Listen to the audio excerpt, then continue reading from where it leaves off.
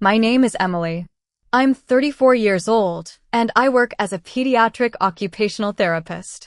3 days before my 7-year-old daughter Lily's open heart surgery, she folded a tiny white paper crane and tucked it into the pocket of her pink hospital blanket. She whispered that it would wait until my heart gets better. After a successful 8-hour operation, I shared one quiet recovery photo with my family. At exactly 8:17 p.m., my phone lit up with a message from my mother that erased every ounce of relief I'd been holding onto. Months later, that same paper crane would still be sitting on a plastic waiting room chair untouched. What my mother didn't know was that her text wasn't the beginning of our story. It was simply the first time I stopped pretending I couldn't read what had been written between the lines for years. In my family, love was measured by convenience, not sacrifice.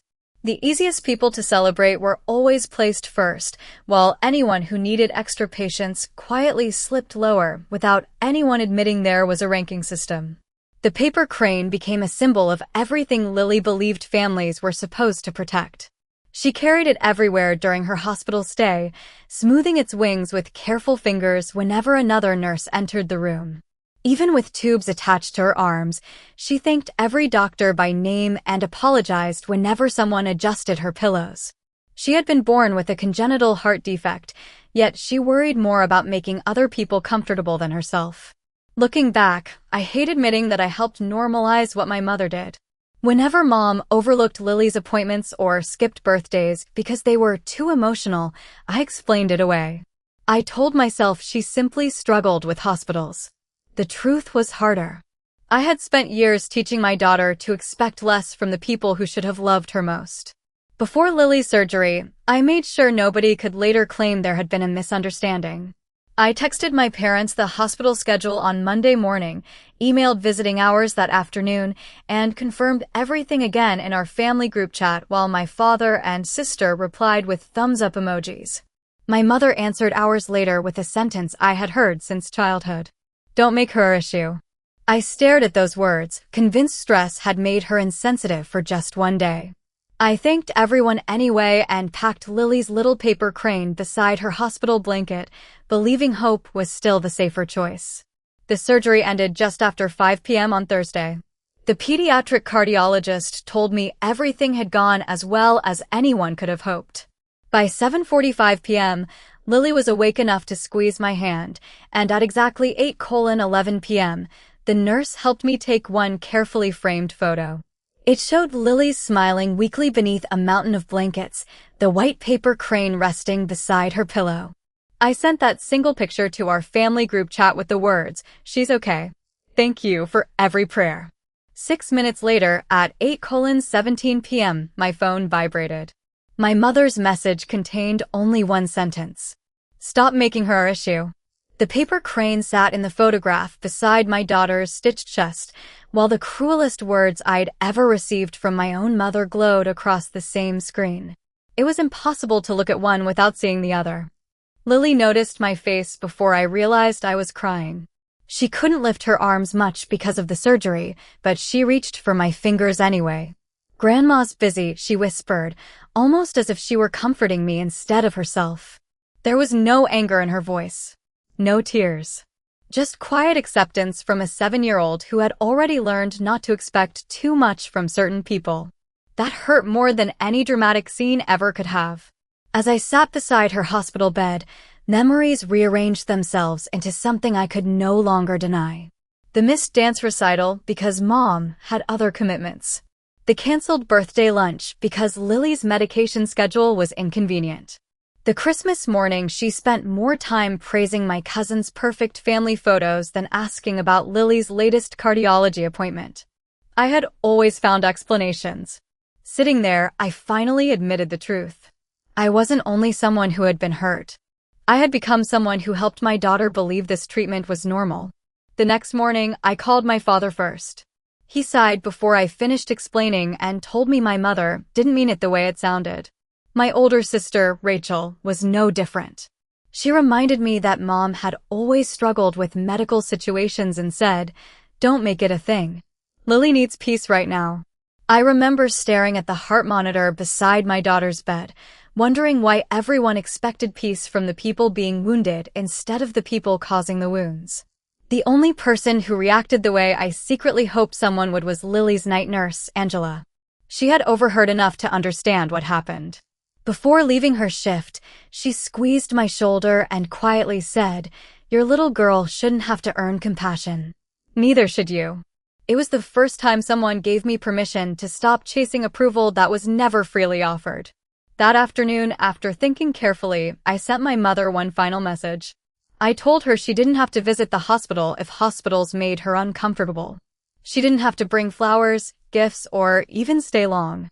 I asked only that she send Lily a short voice message wishing her a healthy recovery. It would have taken less than 30 seconds. Instead, my mother called. Her voice stayed calm, almost businesslike. She repeated her familiar line. "Don't make her an issue." Then she added something even colder. "If I kept telling relatives about this disagreement, people would think I enjoyed creating family drama. Holidays would become impossible. Relationships would suffer. The guilt," she implied, "would belong to me." In that moment, I realized she wasn't refusing because she lacked the opportunity to be kind. She was refusing because kindness had become conditional, and my daughter no longer ranked high enough to receive it. That phone call changed something permanent inside me. For years, I had fought for a better place inside my mother's version of family, believing that if I explained things clearly enough, worked hard enough, or stayed patient long enough, we would eventually arrive at the relationship I kept imagining. Sitting beside Lily's hospital bed, listening to the steady rhythm of the heart monitor, I finally understood that I was trying to renovate a house whose foundation had never been built for us. I stopped asking how to fit into the old system and started asking what kind of family I wanted my daughter to remember. Before we left the hospital, I rented the small community room at our neighborhood library for the following Saturday.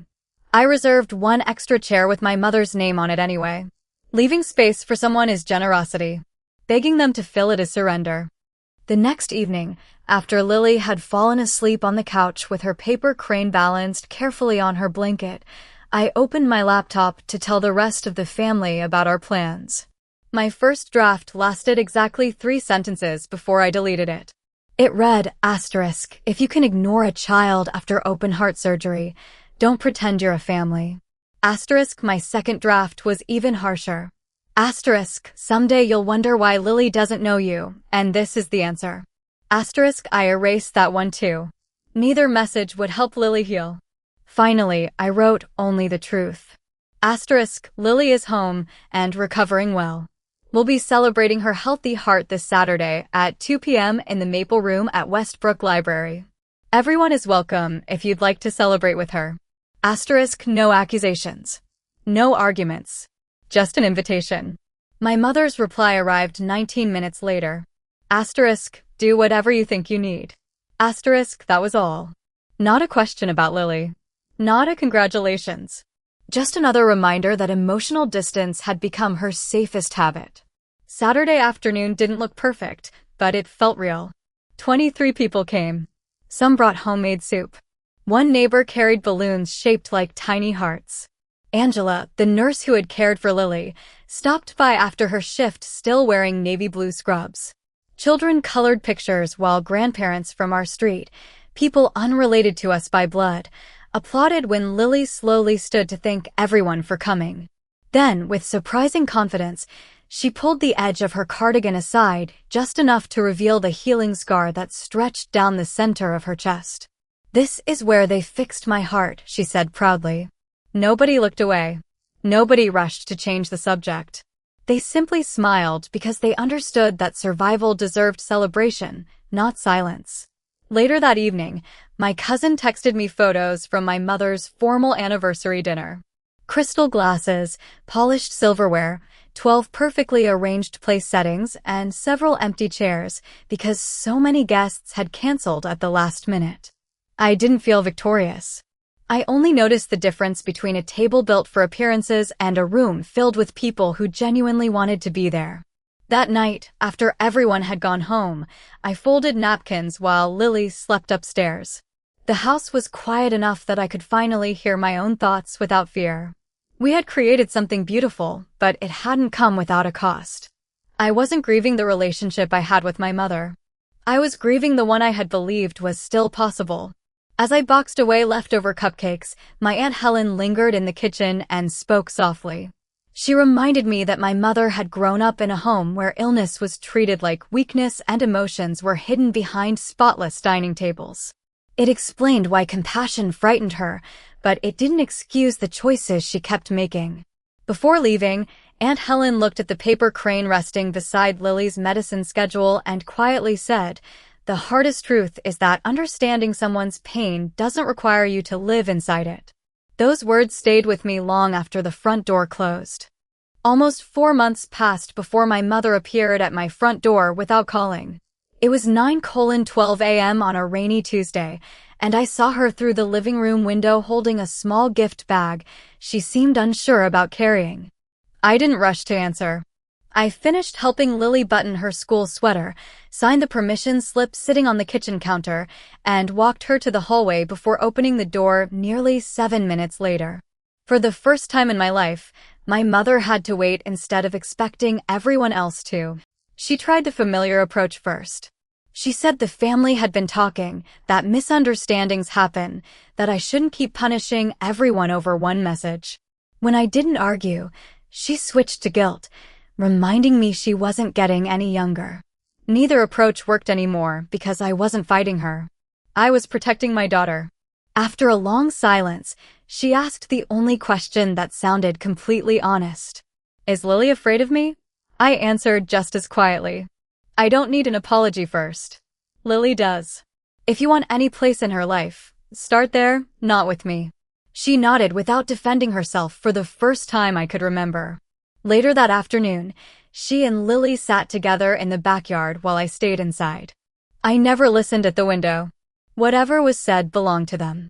I only know they both came back inside with red eyes, and the paper crane was resting carefully between them instead of being hidden away. A year later, our family looks different because the rules are different. On the first Saturday of every month, we gather around my dining room table and fold paper cranes together before sharing lunch. Nobody has assigned seats anymore. My mother isn't excluded, but she isn't placed above anyone either. The biggest change comes in tiny moments. She now asks Lily about her cardiology checkups before talking about anything else. At Lily's 8-year follow-up appointment, when the cardiologist confirmed her repaired heart was growing stronger than expected, my mother quietly handed Lily a sheet of white origami paper and asked if they could fold one together. She didn't make a speech. She didn't ask for forgiveness in front of everyone. She simply learned to participate without needing to control the room. Lily now says she wants to become a children's cardiac nurse someday because someone once helped fix her heart, and she wants to help fix someone else's. The paper crane still reminds me of that 8:17 p.m. text, the 8-hour surgery, and the 7-minute wait at my front door, but it reminds me of something greater too. People reveal who they are when love becomes inconvenient. And real family is defined by who carries your heart, never by who calls it their issue.